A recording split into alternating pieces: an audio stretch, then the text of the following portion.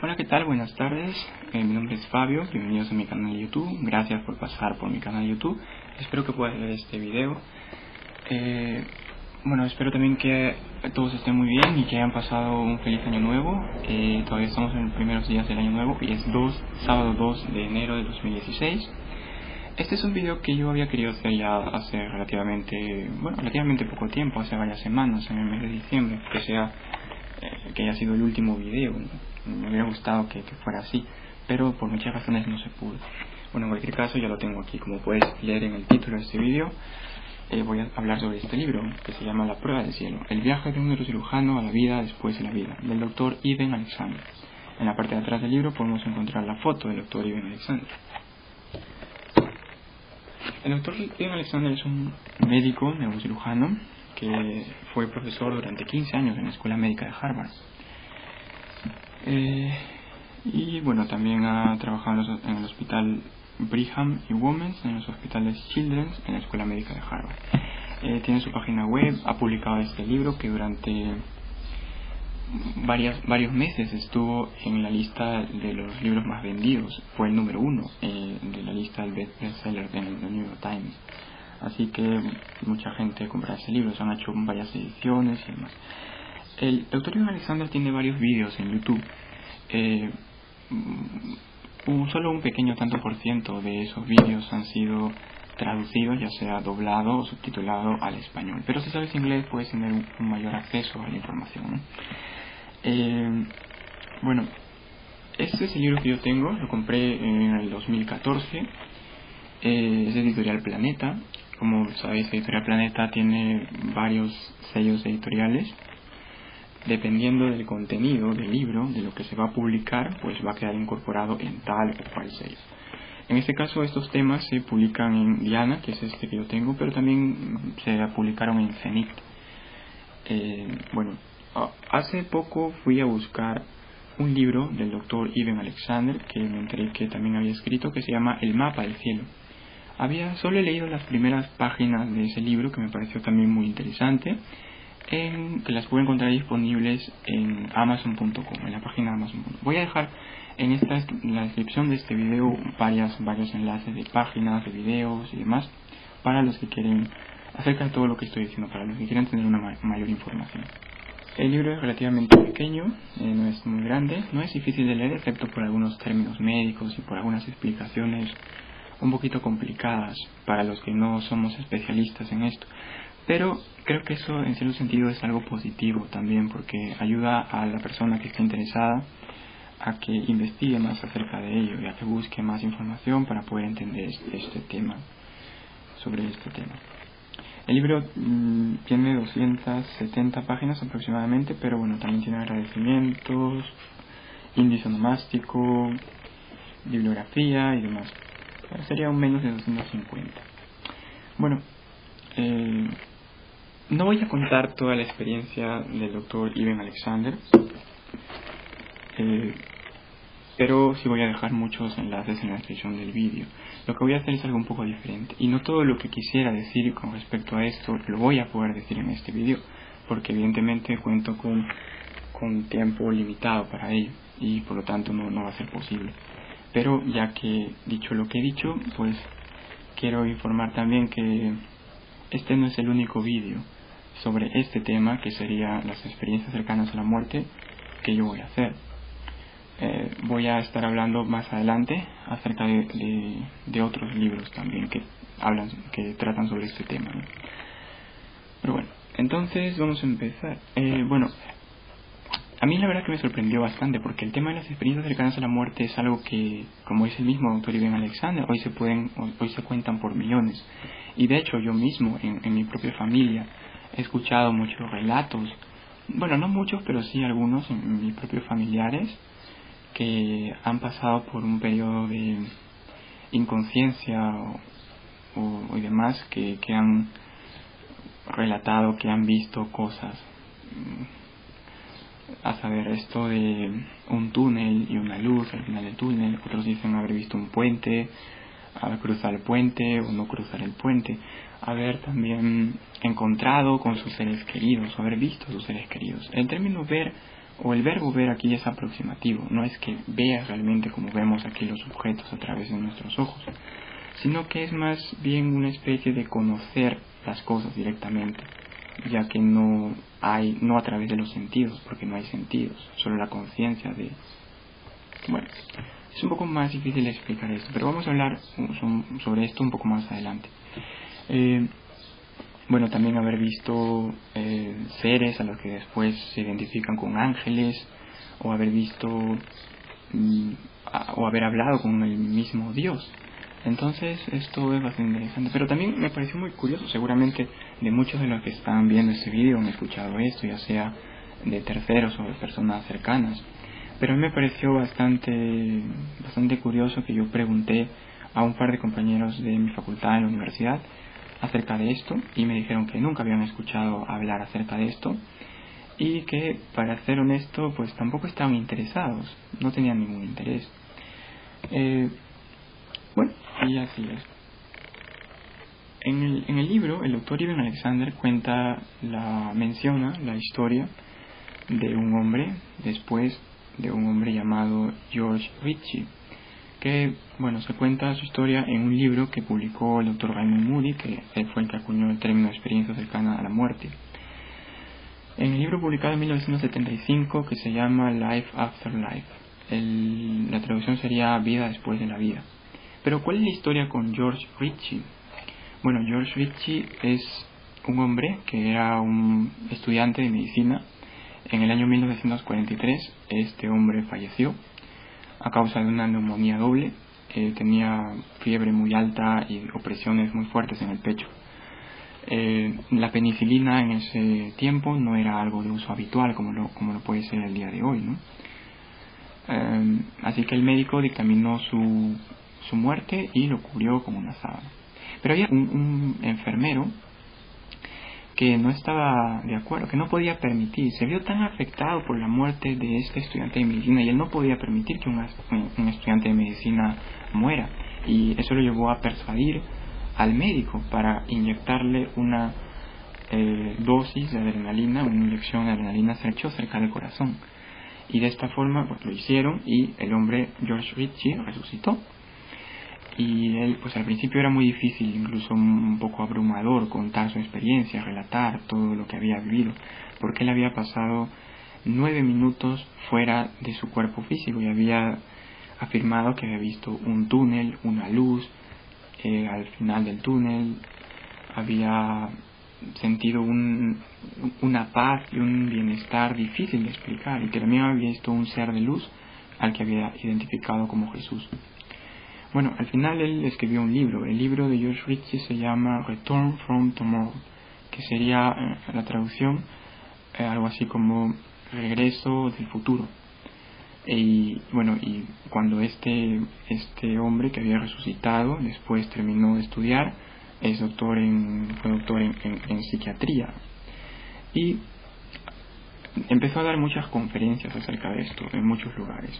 Un estudiante en ese tiempo llamado Raymond Moody asistió a una de esas conferencias, y después pues él escribió este libro, ¿no?, que os dije, Vida después de la vida, que también ha dado su comentario para el libro del doctor Eben Alexander, La prueba del cielo. La experiencia cercana a la muerte del doctor Eben Alexander es la más asombrosa que he oído en más de 4 décadas de investigación. Él es la prueba viviente de que existe otra vida. Bueno, a lo largo de los años 60 se empezaron a introducir nuevas tecnologías en los hospitales, nuevos usos de técnicas en los hospitales para que los médicos puedan salvar la vida de sus pacientes, sobre todo cuando habían muerto a causa de un paro cardíaco. Se le había parado el corazón, ya simplemente pues ya no había ninguna forma. A las personas que le daban un paro cardíaco pues estaban condenados a morir. Pero después después de esta revolución, por así decirlo, en el aspecto médico, en los hospitales, pues este desfibrilador, lo que se conoce, creo, popularmente como resucitador universal, se podía traer a esa persona o resucitarla, por así decirlo, consistía pues en echar un gel en unas paletas y en el pecho desnudo del paciente producir descargas eléctricas para de esta forma reactivar las funciones cardíacas. El tiempo es importantísimo. Hasta los 4 minutos pues que el corazón se ha parado, eso no puede producir algún daño cerebral, un daño irreversible, lesiones cerebrales y demás. Pero después de esto, algunos dicen desde los 5 hasta los 10 minutos sí que puede ser un poco peor, pero pasado ese tiempo pues ya no es posible que esta persona que ha muerto vuelva a la vida. El hombre que hablé, George Ritchie, había pasado 9 minutos fuera de su cuerpo físico. 9 minutos era el tiempo que él estuvo muerto y había tenido esta experiencia, ¿no? Entonces, bueno, sin pensarlo, quizás estaba creando como dice el doctor Ivan Alexander, algún tipo de viajeros, una raza de viajeros ultraterrenos. Estaban haciendo la nueva era de las experiencias cercanas a la muerte. Pero ¿cuál es el problema con esto? El problema es que esto que se conoce como muerte clínica estaba asociado al corazón, no al cerebro. Es decir, una persona que había sufrido un paro cardíaco, que su corazón no latía, estaba en este estado de muerte clínica. Pero ¿qué es en realidad lo importante aquí, lo que debemos entender acerca de la muerte, en este contexto de las experiencias cercanas a la muerte? Una de las preguntas, uno de los grandes misterios de las cuestiones que se ha hablado, se han tratado a lo largo de toda la historia, en todos los tiempos, hoy en día también, es acerca de si hay vida después de la muerte. Bueno, si veis los vídeos del profesor Shelley Kagan, que es un filósofo que no sé si seguirá enseñando actualmente en la Universidad de Yale, pero tiene 26 clases de ese curso sobre la muerte. La primera mitad de la clase del curso habla sobre metafísica y la segunda mitad sobre teoría del valor. El profesor Shelley Kagan habla acerca de una objeción planteada por Jay Rosenberg acerca de esto, que dice que todo el asunto está mal planteado. Cuando nos preguntamos, ¿hay vida después de la muerte? Obviamente la respuesta tiene que ser no. Porque ¿qué es lo que queremos decir cuando nos preguntamos si hay vida después de la muerte? Pues estamos diciendo que hay alguien que ha muerto. ¿Pero qué significa decir que alguien ha muerto? Pues una definición natural de la muerte es el final de la vida. Entonces, teniendo en cuenta esto, cuando hacemos la pregunta ¿hay vida después de la muerte?, equivaldría a preguntar ¿hay vida después de el final de la vida? Pues obviamente la respuesta tiene que ser no. Es como cuando nos hemos comido toda la comida de nuestro plato. ¿Hay un resto, una parte de comida que se queda en el plato? O lo mismo que sucede al terminar de ver una película. Lo mismo, esta pregunta, obviamente la respuesta a esta pregunta tiene que ser no. Igual también si cambiáramos la pregunta, la planteáramos de una forma diferente, ligeramente diferente. ¿Puedo sobrevivir a mi muerte? ¿Qué significa sobrevivir? Sobrevivir quiere decir pues que aún no está muerto, que aún sigue con vida. Por ejemplo, si ha ocurrido un accidente de auto o en avión, y hay muertos por aquí, muertos por allá, y uno dice, tal y tal persona han sobrevivido, tal y tal han muerto. Esta persona sobrevivió. ¿Qué quiere decir? Que esa persona todavía sigue con vida. Esto significa que cuando nos hacemos la pregunta si puedo sobrevivir a mi muerte, es lo mismo que preguntar, ¿puedo seguir con vida después de haber dejado de vivir? Pues obviamente la respuesta tiene que ser no. Pero la idea básica de Jay Rosenberg aquí es lanzar un poco de claridad con respecto a esto. El profesor Shelley Kagan explica un proceso. ¿Cómo sería el proceso de la muerte? Claro, él no es un médico, ni un científico, ni un fisiólogo, ni un biólogo, pero él dice, pues una de estas personas podría explicar mejor el proceso de la muerte, mejor para nosotros de lo que yo puedo explicar. Él trata de hacer una explicación, ¿no? Pero bueno, al final lo que dice pues es que tenemos esto. Usted puede matar a alguien de formas diferentes. Puede envenenar, puede estrangular, puede disparar al corazón. No importa, los diferentes caminos causales pueden iniciarse de manera diferente, pero a lo que nos lleva al final es a tener un proceso que lleva a pues a la muerte, ¿no? A un cuerpo tendido. Obviamente de lo que está hablando aquí es de la muerte corporal, de la muerte del cuerpo. Entonces, tendríamos que hacer la pregunta de una forma diferente. ¿Puedo existir o puedo seguir existiendo después de la muerte de mi cuerpo? Y esa obviamente sí es una pregunta legítima. Y la respuesta no es inmediatamente no. Vamos a tener que analizar.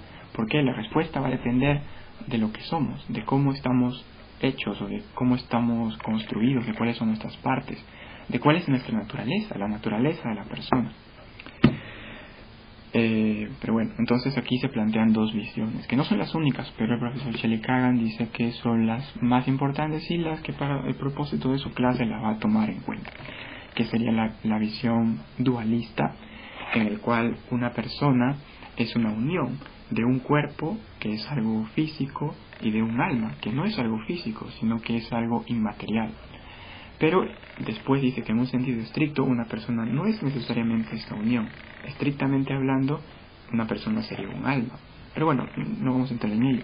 Y por otro lado, la visión fisicalista, que dice que las personas no hay almas, solo hay cuerpos. Las personas son cuerpos.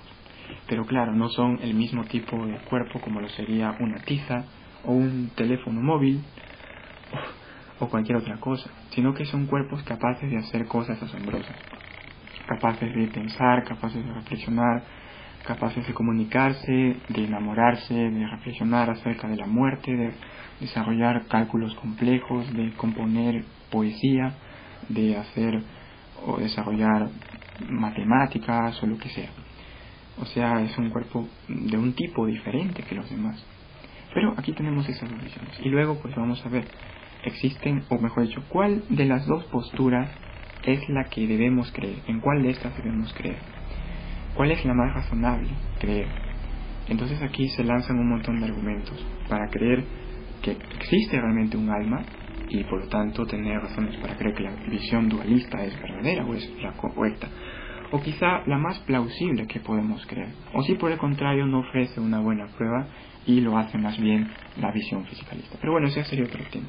Esto de las experiencias cercanas a la muerte sería solamente un aspecto cuando tratamos de querer probar o demostrar o de que sea razonable que la gente crea que la conciencia existe separada de la mente. Es decir, que no es un proceso o algo creado por la mente. Por lo tanto, si no hay mente, por el cerebro, quiero decir. El doctor Ivan Alexander no está de acuerdo con esto.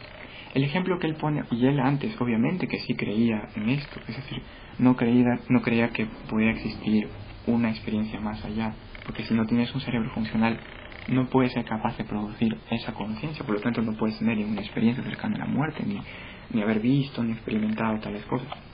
Él pone el ejemplo del televisor. A mí me gusta más el ejemplo que pone Shelley Kagan, el ejemplo del radio. Si yo tengo un radio, un bombo que está, estoy escuchando una música, una melodía, una canción, estoy escuchando, pero agarro el radio y lo tiro contra el suelo, el radio se destruye y la música se acaba. Es algo más o menos parecido a esta visión. Obviamente el doctor Ivan Alexander, antes de su experiencia, no creía en estas cosas, no creía en que puede existir la conciencia separada del cerebro. Él decía que el cerebro era un órgano muy asombroso, pero que no era posible eso. Y bueno, este libro trata precisamente sobre todo de esa experiencia, porque el doctor Ivan Alexander, si bien es cierto, aquí me olvidé de haberos dicho una cosa muy importante. Bueno, acá en la parte de atrás podemos leer una breve reseña que dice: el 8 de noviembre de 2008 me desperté con un terrible dolor de cabeza que en apenas 2 horas desembocó en un derrame cerebral. Pero si vamos al capítulo 1, que está en la página 23, es el dolor, dice: Lynchburg, Virginia, 10 de noviembre del 2008. Mis ojos se abrieron de pronto. En la oscuridad de nuestro dormitorio me fijé en la luz roja del reloj de la mesilla de noche, las 4:30 de la madrugada. Bueno, aquí dice 8 de noviembre y 10 de noviembre. ¿Cuál es lo correcto? Bueno, creo que aquí se han equivocado. Lo correcto sería decir 10 de noviembre. Fue un lunes. Vemos en el calendario 8 de noviembre de 2008 es un día sábado. tiene que ser 10 de noviembre, porque si no, todo lo que se cuenta no tendría sentido, ya que el día 7, porque el doctor Ibn Alexander sin duda fue afectado por una meningitis bacteriana, esta bacteria muy antigua, conocida como Escherichia coli o E. coli, fue la que le afectó al doctor Ibn Alexander y tenía pocas probabilidades de sobrevivir. Tiene que haber sido 10 de noviembre, porque si no, no tendría sentido. Ya que el día domingo, que fue el último día que él estuvo en el hospital, bueno, se quedó en el hospital, quiero decir, el último día con los ojos cerrados, porque ese día incluso los médicos estaban hablando de la posibilidad de retirarle el respirador artificial que tenía, porque decían pues que ya no era altamente improbable que él pueda despertar, solo tenía el 2% de probabilidades de regresar. Y también pues si regresaba podía quedarse, mejor dicho, en un estado vegetal, ¿no?, permanente, o no sé. Pero bueno, entonces el doctor Ibn Alexander en este tiempo, en estos 7 días que estuvo en coma, afirma haber experimentado muchas cosas. Y desde que empieza esa experiencia, que empieza con el reino de la perspectiva de gusano, hasta que termina, los capítulos van a estar entrelazados. En ese capítulo habla acerca de su experiencia, de lo que él estaba viviendo mientras estaba su cuerpo físico en el hospital, y en el siguiente capítulo él va a hablar de lo que estaban haciendo sus familiares, sus seres queridos, de lo que estaban hablando, de cómo se estaban sintiendo ante esta tragedia, cómo la pasaban ellos. Y al siguiente capítulo nuevamente vuelve la experiencia cercana a la muerte. El doctor Ibn Alexander habla de 3 cosas que suceden, o mejor dicho, de 3 tipos de cosas que vio, de reinos que visitó. Uno es, como he dicho, el reino de la perspectiva del gusano, en donde es un poco difícil escribir, y el doctor Ibn Alexander a menudo a lo largo del libro utiliza esto de como si, era como si, hace muchas comparaciones. Él dice que es muy difícil escribir esto, relatar, explicar a los demás esta experiencia, en la que en esa experiencia no hubo palabras, pero él tiene que expresarla con palabras. Es como intentar escribir una novela con la mitad del alfabeto. Él a menudo habla acerca de esto, utiliza comparaciones. Estás en el cine y después sales del cine y ves todas las cosas. Es como un sueño, es como algo más real. La palabra real es una palabra que aparece mucho, como lo dice aquí. Lo que había vivido era más real que la casa en la que habitaba, más real que los troncos que ahora ardían en la chimenea. Esta palabra real, no estaba muy seguro de muchas cosas, pero de lo que sí estaba seguro era que eso era lo más real. Eso me hace acordar al mito de la caverna, que se puede encontrar en el libro La República, escrita por Platón, este gran filósofo antiguo, en la antigua Grecia, en donde pues cuenta este mito por boca de Sócrates. Sócrates es el que está contando este mito acerca de unos hombres que están en una cueva, encadenados desde niños. Bueno, ellos no pueden ver más que el fondo de la caverna. En la parte de atrás hay un espacio donde entra la luz de un fuego encendido y se proyecta la sombra de las personas que pasan llevando objetos y demás en el fondo de la pared. De eso. Ellos ven eso, escuchan a las personas hablar, pero ven sombras, solo ven sombras, como si esas voces provenieran de ellas, las diversas formas y demás, todo. Pero uno de esos, supongamos que una de esas personas, uno de esos que están esclavos en la caverna, se llega a escapar y se sale afuera. Ve toda la realidad, sale de la cueva, ve las plantas, los árboles, el agua, los peces nadar, ve el sol, lo puede contemplar. Y entonces se piensa que el mundo en el que vivía antes era algo que no era tan real, que era una simple sombra, que este es el mundo real, y ahora sí lo puede ver. Entonces él quiere compartir ese conocimiento, quiere avisarle a los demás, sacarles de esa cueva. Entonces va y le cuenta, y si le contara todo lo que él había vivido, todo lo que ha visto ahora, estos no le creerían, y si intentara sacarlos y llevarlos de ahí, rescatarlos, posiblemente lo matarían. Esto es lo que hace Platón para tratar de explicar esto de su teoría de las ideas, ¿no?, del mundo sensible e inteligente. Pero bueno, eso sería otro tema, no vamos a hablar aquí. Pero eso sí es algo que, como dije, que estaba sucediendo aquí, lo que dice el doctor Ibn Alexander al decir esto de la palabra real. Eso es lo que me lleva a pensar en ello, lo que me hace recordar. Incluso en el libro El mapa del cielo, que estaba hablando, que es el otro libro del autor Ibn Alexander, él también menciona el mito de la caverna. Platón creo que también cuenta, Sócrates, que es el personaje de sus diálogos, también la experiencia cercana a la muerte de un soldado. Pero bueno, el reino de la perspectiva del gusano, como estaba diciendo. El reino de la perspectiva del gusano era como una especie de lodo, él no tenía conciencia del pasado, estaba simplemente ahí. No sentía miedo o algo parecido, aunque después sí parece... Era como un lodo, como una especie de barro gelatinoso, había un olor, incluso menciona de un olor a excremento. Habían como vasos sanguíneos enormes, pero bueno, pasó no sabe cuánto tiempo, el tiempo también es algo diferente. Pero después de esto apareció otro reino, otra cosa, otra forma, que llama el portal. El portal es esto de, vio una luz, empezó a ver un montón de cosas hermosas. Vio también a una chica que vino, se encontraba volando en el ala de una mariposa con esta chica que tenía ojos azules, pómulos altos, era una mujer muy hermosa. Y esta mujer le dio 3 mensajes, y estos mensajes que le dio fueron los siguientes. A menos lo dividía. No es que le haya dicho, nunca le habló nada, pero sí que él pudo saber lo que decía, porque no había comunicación con palabras, sino captaba directamente la esencia conceptual, es decir, conocía directamente, ¿no?, todo. Y el mensaje es esto: os aman o aprecian profunda y eternamente. No tenéis nada que temer, nada de lo que hagáis puede ser malo. Bueno, y después le dijo: aquí te mostraremos muchas cosas, pero al final regresarás.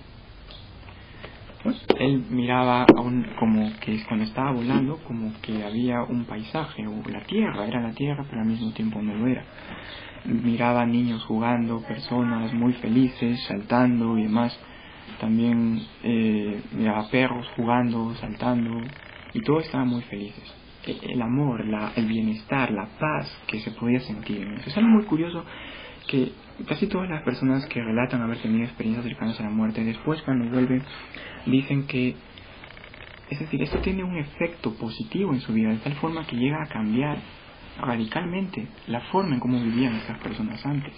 El mismo doctor Ibn Alexander, no es que ya después acepte esto, no es simplemente una especie de cambio, de conversión intelectual, sino también vivencial, existencial, en tu propia vida, la forma en cómo vives tu vida.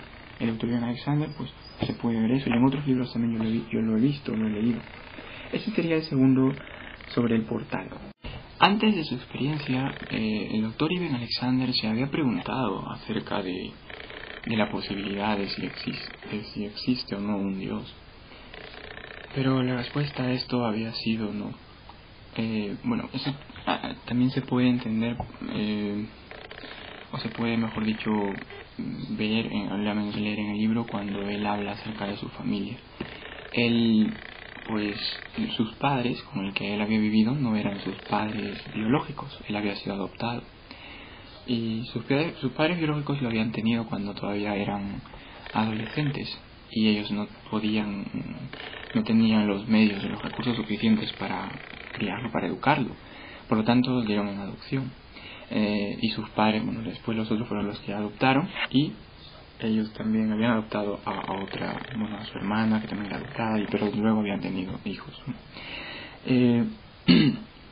Y entonces eso, él llegó a saber acerca de esto porque sus padres le contaron. Él le considera igual padres a los que no son sus padres biológicos, pero aún así él se sentía, o tenía un sentimiento de rechazo, se sentía que no pertenecía, o que sus padres nunca lo habían querido.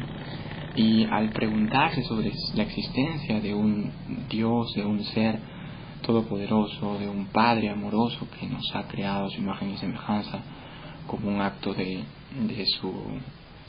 amor hacia nosotros, pues la respuesta a él era no.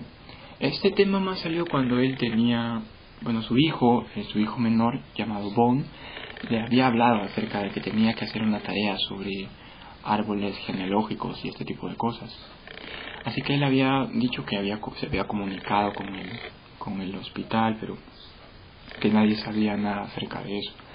Después, bueno, le siguió investigando y le dijeron que sus padres se habían llegado a casar al final, ¿no? Porque ellos se habían separado, porque habían seguido sus vidas, pero al final se habían llegado a casar y habían tenido otros hijos. Entonces él pensaba esto, él sentía esto, se sentía muy mal. Incluso llegó a tener también algún tipo de problemas después, ¿no?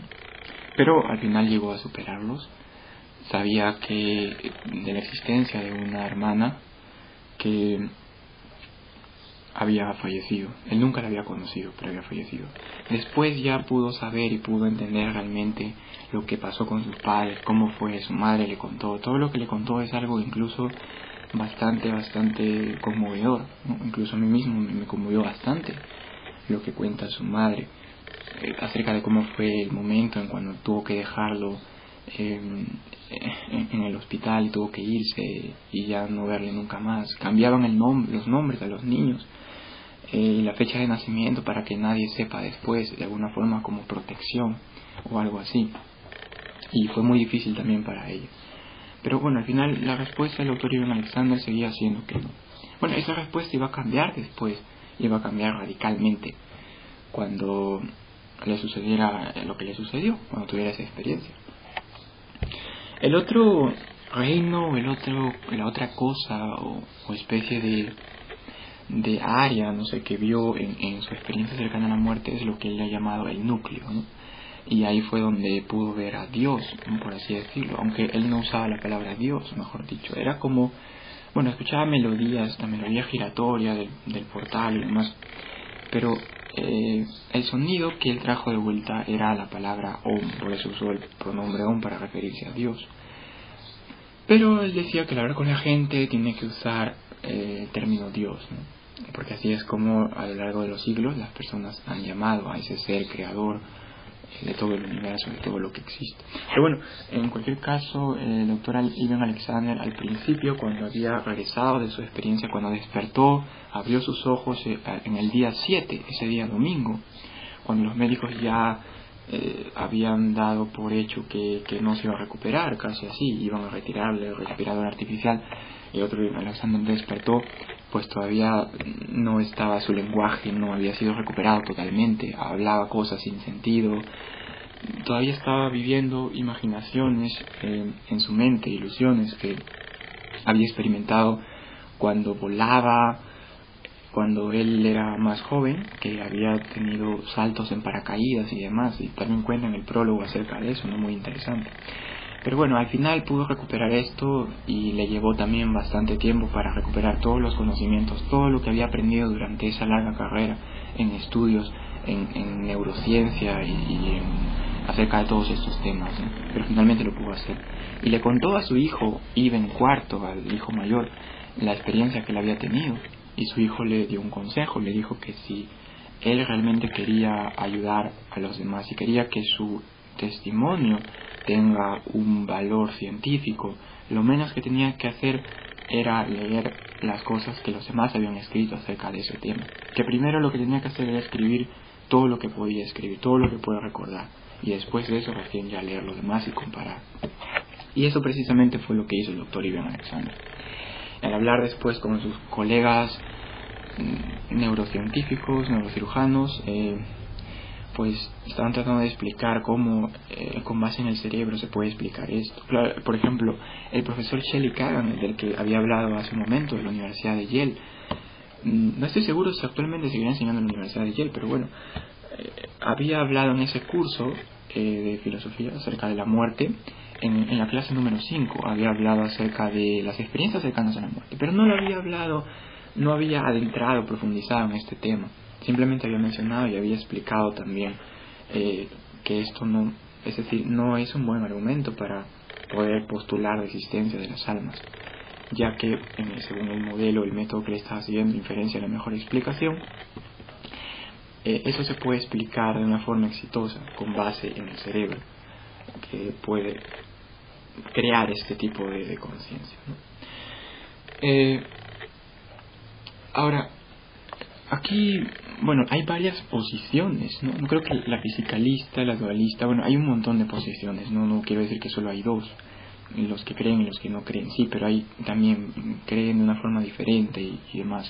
Eso sería un tema muy interesante para otro video quizá, pero bueno. Entonces la pregunta sería, ¿puede existir la conciencia separada del cerebro? La explicación que daban algunos era la explicación de esto del piano y el pianista, perdón, claro, del pianista y su piano, que el pianista usa el piano para producir la melodía sería la conciencia, pero el piano sería el cerebro, ese instrumento, pero si ese instrumento está desafinado, está defectuoso, no funciona, entonces por mucho que el pianista tenga la habilidad para tocar en el piano, para producir la melodía, no va a poder hacer, porque el instrumento que usa para crear eso, para producir la melodía, no funciona. Es algo parecido, es algo, más o menos este es el ejemplo para comparar, ¿no? Eso es algo diferente, pero bueno. Entonces, ¿qué es lo cierto? El libro se llama La prueba del cielo, y este libro realmente prueba que hay un cielo. Pues bueno, la verdad no lo sé. Pero creo que una cosa sí es una cosa que debemos hacer, al menos lo que estamos interesados en esto, es leer los textos tanto de las personas, de los investigadores que están de acuerdo con esto, que creen que existe la conciencia separada del cuerpo, separada del cerebro, independientemente, aunque el cerebro muera, la conciencia sigue existiendo, y también como los intelectuales que no están de acuerdo con esto, que piensan que más bien otra versión es la adecuada, es la más razonable creer, como por ejemplo Shelley Kagan. Yo no estoy de acuerdo no con todas las cosas que dice Shelley Kagan, pero sí con algunas cosas, con varias cosas, pero al final en la conclusión pues no. Pero aún así creo que para cualquier persona no debemos simplemente leer o investigar lo que va de acuerdo con nuestras propias posiciones o con nuestras propias creencias, sino que hay que hacer un examen exhaustivo, un examen crítico, un análisis riguroso de todo lo que tenemos disponible hasta el momento para poder siquiera acercarnos un poco a ver si podemos dar una respuesta a esta, una de las grandes preguntas que se han planteado y que se han hecho muchos a lo largo de la historia y que se siguen haciendo hoy en día, y hay muchos debates. Aquí, como dije, no voy a hablar todo sobre la experiencia del doctor Ivan Alexander, pero el doctor Ivan Alexander dice algo interesante y voy a leerlo. Dice: sin embargo, mientras estaba en coma, no es que mi cerebro estuviese funcionando de manera incorrecta, es que no funcionaba en absoluto.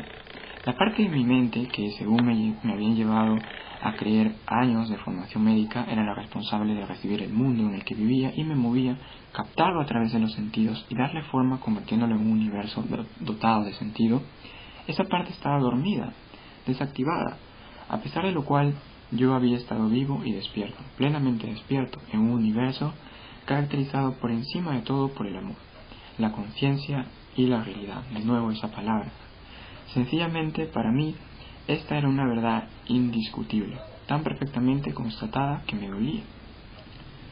Bueno, eso es lo que dijo el doctor Ivan Alexander. Sin duda, algunas partes del doctor Ivan Alexander, algunas partes de su cerebro del doctor Ivan Alexander estaban totalmente intactas, no habían sido afectadas por esta meningitis. Y por lo tanto, entonces quizá por ahí se pueda tratar de explicar esta experiencia que tuvo el doctor Ivan Alexander. Pero el doctor Ivan Alexander dice que esto sí, pero necesita del neocórtex para poder crear este tipo de experiencia, y su neocórtex estaba desactivado totalmente. Bueno, hay muchas cosas más que se pueden decir. De hecho, aquí hay unas hipótesis, investigaciones que se han hecho y más que se pueden encontrar casi en las últimas páginas del libro, en los apéndices, en el apéndice A, en el apéndice B, hipótesis neurocientíficas que barajé para explicar mi experiencia. Bueno, un primitivo programa creado por el tallo cerebral con el fin de aliviar el dolor terminal y el sufrimiento, argumento evolutivo. Un vestigio de las estrategias de muerte fingida que utilizan los animales inferiores. Eso no explicaría la naturaleza sólida y pródiga en interactividad de los recuerdos. 2. Una recopilación distorsionada de recuerdos procedentes de las regiones profundas del sistema límbico, por ejemplo, la amígdala lateral, que gracias a la protección de otras zonas cerebrales se encuentra relativamente a salvo de la inflamación meningítica. Suele afectar a las regiones superficiales. Esto no explicaría la naturaleza sólida y pródiga en interactividad de los recuerdos. 3. Un bloqueo endógeno de glutamato con excitotoxicidad lo que produce un efecto similar al de anestésico alucinatorio de la ketamina, que a veces se ha utilizado para explicar las experiencias cercanas a la muerte en general. En la primera parte de mi carrera como neurocirujano en la Facultad de Medicina de Harvard, tuve la oportunidad de ver en varias ocasiones los efectos de la ketamina utilizada como anestésico. Los estados alucinatorios que inducían eran caóticos y desagradables, y no tenían la menor similitud con lo que yo experimenté durante el coma. Bueno, después hay muchas más. Hay muchas más, no las puedo leer todas. No sé si habrán escuchado esto de la hipótesis del cerebro moribundo, pero bueno. Voy a terminar ya este video, porque ya me he pasado del tiempo, con lo último, el último capítulo, que se llama... pero antes de eso quiero decir algo muy importante. El doctor Ivan Alexander, cuando estaba teniendo esa experiencia cercana a la muerte, su cuerpo físico estaba en el hospital, pero su alma, por así decirlo, estaba experimentando muchas cosas. Había visto estaba volando sobre un ala de una mariposa con una chica. Y lo curioso es que cuando él vuelve en la experiencia cercana a la muerte, él nunca había conocido a su hermana que había fallecido, sino que él nunca la había visto. Pero después hay un capítulo aquí que se llama El fotógrafo, en donde le envían un poema y le envían una foto de su hermana fallecida. Y su hermana que había fallecido, pues él recuerda que esa es la chica que había visto, que esa es con la que había estado volando sobre el ala de la mariposa en su experiencia durante el portal, en ese tiempo que estuvo ahí, la que le había dado el mensaje y demás. Entonces, esto es algo bastante increíble, pero bueno. Ahora voy a terminar con este vídeo, con lo último que dice el doctor Ivan Alexander en su libro, porque me he pasado ya más de lo normal del tiempo. Pero bueno, acá dice, lo siguiente. Así que aquí estoy. Sigo siendo un científico, sigo siendo un médico, y como tal tengo dos deberes esenciales: honrar la verdad y curar a los demás. Ese es el auténtico sentido de mi historia. Una historia que cuanto más tiempo pasa, más seguro estoy de que sucedió por alguna razón. No porque yo sea especial. Lo que sucede es que en mí convergieron dos circunstancias que en combinación terminan de derribar la idea impuesta por el reduccionismo científico de que el reino de lo material es lo único que existe. La conciencia y el espíritu, los tuyos y los míos, no son el centro y el gran misterio del universo. Pero yo soy la prueba viviente de que es así. Ya saben, La prueba del cielo, el viaje de un neurocirujano a la vida después de la vida, del doctor Ivan Alexander.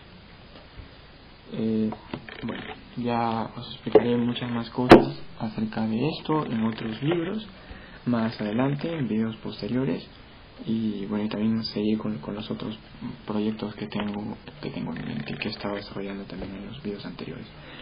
Y con respecto al tema de las experiencias cercanas a la muerte, pues hablaré sobre un libro que se llama Despertar en el cielo, de Crystal McBea, una maestra que tuvo también una experiencia cercana a la muerte, y su vida creo que es muy interesante. Gracias por haber visto este video, espero que os haya gustado mucho, y ya me verán la próxima semana con un nuevo video, con una nueva explicación. Gracias a todos.